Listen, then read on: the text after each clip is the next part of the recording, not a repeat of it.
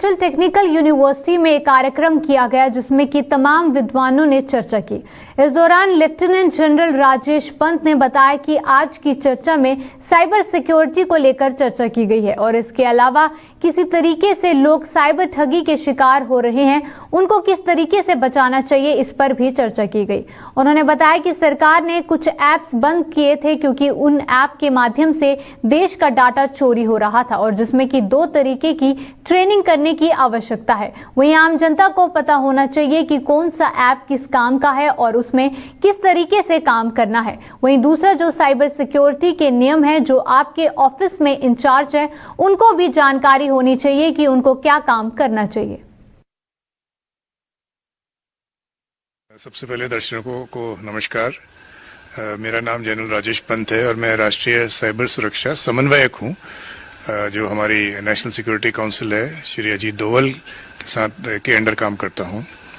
और आज जो हमारी चर्चा हुई है वो उत्तराखंड टेक्निकल यूनिवर्सिटी ने एक बहुत बढ़िया कार्यक्रम आयोजित किया है कि आगे हम साइबर सिक्योरिटी के कोर्सेज जो चलाना चाहते हैं वो उनका रूप क्या होना चाहिए, उनका क्या सिलेबस होना चाहिए, कैसे हम दूसरे देशों के साथ कोलैबोरेशन कर सकते हैं और सबसे अच्छी जो बेस्ट प्रैक्टिसेस आजकल हो रही हैं साइबर सुरक्षा में, उनको कैसे इनकॉर्पोरेट कर सकते हैं। क्योंकि ये एक ऐसा फील्ड है जिसमें बहुत तेजी से बदलाव आ रहा है, नए नए टाइप के अटैक्स आ रहे हैं। आप लोगों ने सुना है कैसे लोगों के पैसे जा रहे हैं और उसके बचाव के लिए क्या करना चाहिए।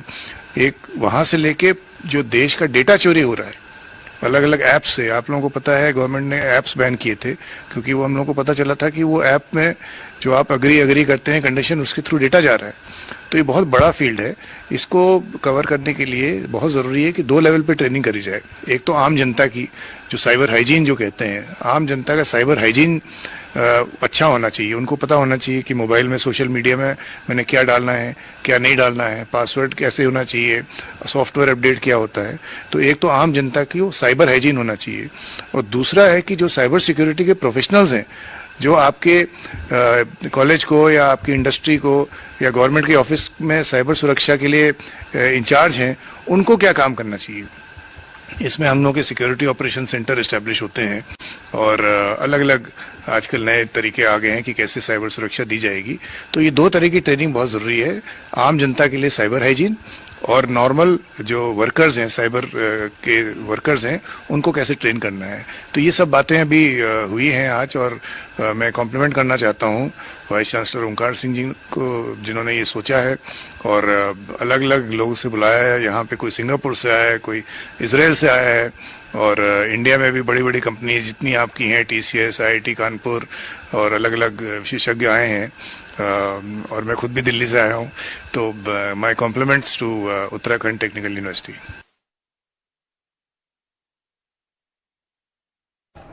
उत्तराखंड के इस खास बुलेटिन में बस इतना ही। देश और दुनिया की तमाम खबरों के लिए आप देखते रहें JK24/7 न्यूज। नमस्कार।